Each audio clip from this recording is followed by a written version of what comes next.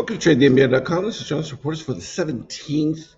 Well, and it continues, the market rebounding from then. Not a shock. I mean, yes, we had a little bit of weakness. We're finally starting to see some rise in short activity as they become more and more terrified over the tariff thing. Because if you listen to the Fed governors, they're still talking about how, no, they currently believe, I saw the interviews, they still think inflation is coming from tariffs. Yeah. And I just would ask you to just use some logic when you hear these people make these arguments. What we knew that inflation would slightly rise for this last quarter simply because of oil prices. And if you have to go fill up your car every day and everything that gets transported is using oil, yeah, then you can see where there's going to be an increase. If oil prices drop, that makes things cheaper overall. You're not spending that money every day. Life gets a little less expensive. Now, whether your wife has to or girlfriend is paying too much for, Sheen products, how is that inflationary? They could just go to the Gap or somewhere else and buy something that's made in America. Doesn't matter, or other country that doesn't have the same tariff thing. It's ridiculous. Same thing with buying a car. If you buy an American car, uh, they don't count that as inflationary. But if you buy one that is foreign that has the tariff, well, that's somehow inflationary. How? It makes no sense. You're not compelled to do it. It's not something you need to sustain yourself.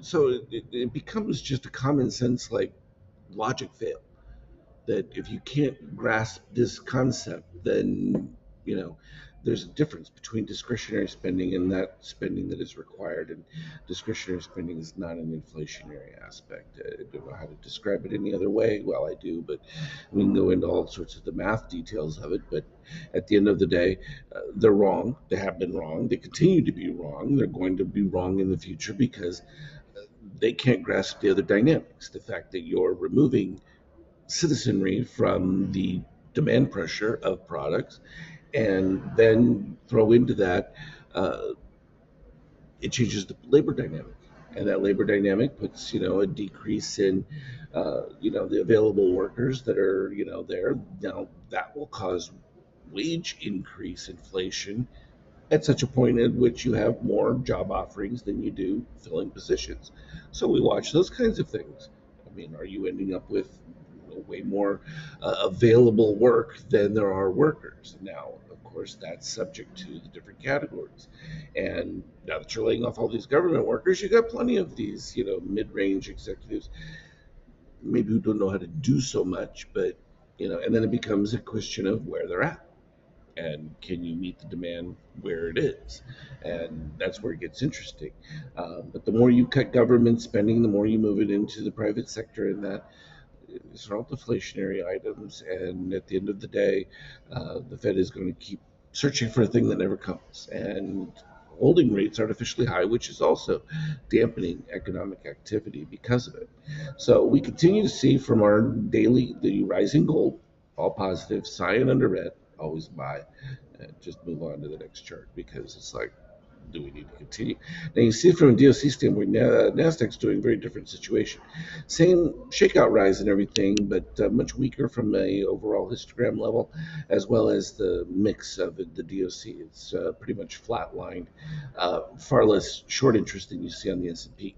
So a little bit of divergences there, and that reflects some of the attention that tech has gotten. Of course, it still becomes the AI dream, still moving. They ease some restrictions on NVIDIA for chips to China because now China is helping with fentanyl, so they're going to reduce their tariff bill. Maybe, again, I still don't see the Europeans making a deal. Looks like the Indians are about to. The Canadians, unlikely. They're going to do the same thing the Europeans likely are doing, which is going to be a disaster for their own economies. And of course, we're going to see that reflected in the euro as it starts to trash because that's a killer for them because you're not going to buy that French cheese if it gets too expensive, but you will buy just American cheddar. Yeah, you may say there's a difference, and there is, but when it comes to practical choices, if you've got the discretionary income, well, you can pay extra for the foreign cheese or the champagne, or you can just get domestic. From a treasury standpoint, again, market completely opposite of where the Fed is when it comes to rates. And this whole nonsense about, was Trump ever going to fire Powell? No, but jawboning it was hoping that he could convince Powell to do something because of the bad press that he was getting. That's how Donald Trump works. He wants to embarrass you enough that you'll do the thing, and if not, then he'll come up with another plan. And that's where he's kind of stuck with, because Powell doesn't look like he's willing to resign, and he certainly isn't going to move rates. So, problem there. And oil remaining at these stubborn levels doesn't make things any easier. You can see the strong short fading pretty quickly. And that puts us in a dangerous spot, because if you don't break this 50% level, then what's going to happen? We still even have positive shakeouts, so you haven't even moved to a negative shakeout. That means this is likely to hold, and the longer it holds, the slower recovery gets. You get oil dropping down a little bit. You can see end of year GDP numbers starting on an upswing that nobody expected, except for those of us who actually understand economics, which are most people who actually own a business can see how these things go.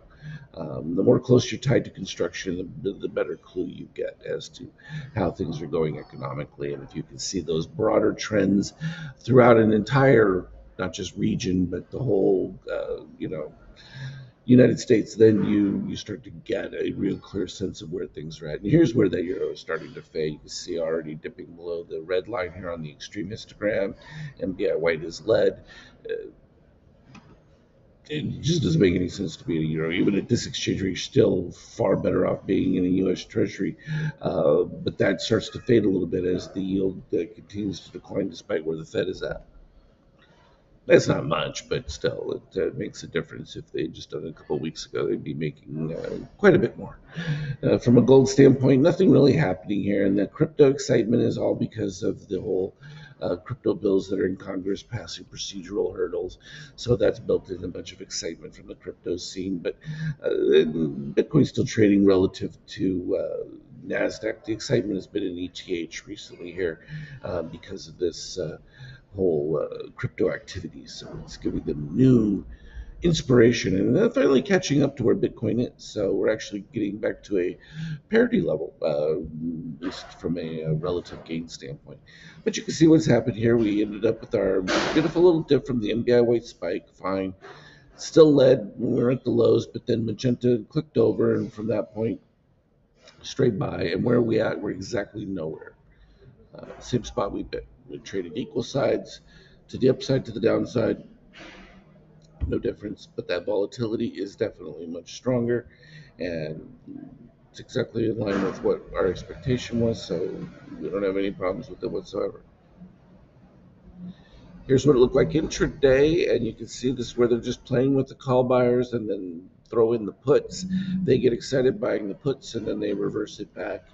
And so it don't get caught in the melee of up and down volatility at this particular stage, because we expect it. So understand it and be prepared for it. When we look at the European session, pretty decent. They're just got to fill back in lots of positive extremes. So we could be, well, we're right at zero now.